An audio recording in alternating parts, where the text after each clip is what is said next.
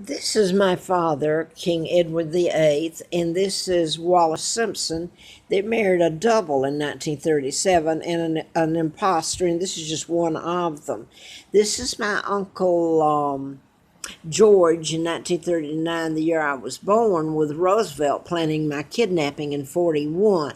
Since I put all this up, this is me here in the middle down here. It was a family where they brought me. I'm just going to show part of it. I've shown it all. And it was a shack. It was a horrible, abusive place. This is my dad, Edward VIII, who was married in 1936 to my mom. He stayed married to my mom, Claudia Ruth O'Keefe Windsor. She was actually queen. He was king. You don't even hear about my mom.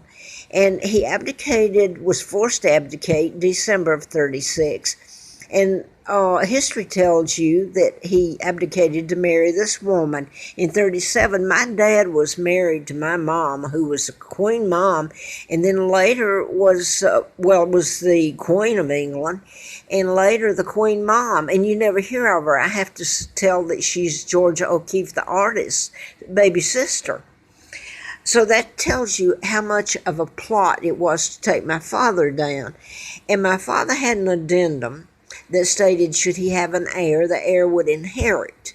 And I was born Victoria II in 1939, and the moment I breathed my first breath, I was Victoria II, the legal heir. He would have come back, my father, as my power of attorney and advisor. So I'm showing Larry Flynt because I wrote a book back and was writing 78 and almost got killed April Fool Day of 80. So letter from the FBI, I thought it was because of the book. I now know it's part of about my kidnapping. It was dated June the 23rd, which, by the way, is my father's birthday. But, of course, this is 79. Ongoing investigation, national security involved.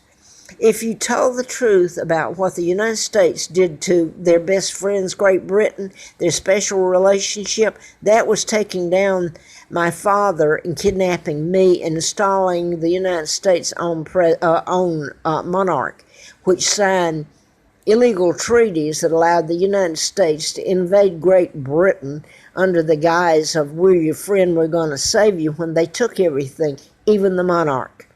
This is Larry Flynt. I wrote about mind control shootings and killings because I'd worked for doctors. And he was shot in 78. Larry Flynt was in Lawrenceville, Georgia, near Marietta, where I lived. His attorney was killed, and the judge there was badly hurt. He flew me out during that 1983 campaign and helped me, and I haven't seen him since. And he says that I know who was responsible for his shooting. He mentions Larry McDonald. He was a congressman, doctor that I wrote about. But I wanted to get this up now. Oh, I'm going to try to, excuse me, that's my hand, turn this around, okay, and hope it films. After I found out about my kidnapping, I could remember being brought to Moulton, Alabama, and placed there in that family. I remember distinctly what happened. I also remember, there it goes again. I think it won't work. It usually knocks me off. Anyway, I remember being kidnapped from Buckingham Palace, running through. I had these dreams that reoccurred, though, growing up, but I didn't know what to do with them. I thought they were just dreams. They were like nightmares. I was being carried through hallways in a castle, and it was dark, and the woman was a nurse. And she took me in this door. It would be like going straight this way. It was on the right of the hallway. And she took me into what was a little pantry, but there was a little, there was two chairs. One was close to the door where she sat me, which made it easy when the two men came in and opened the door and grabbed me and took off with me. She took me in there and made me available to them.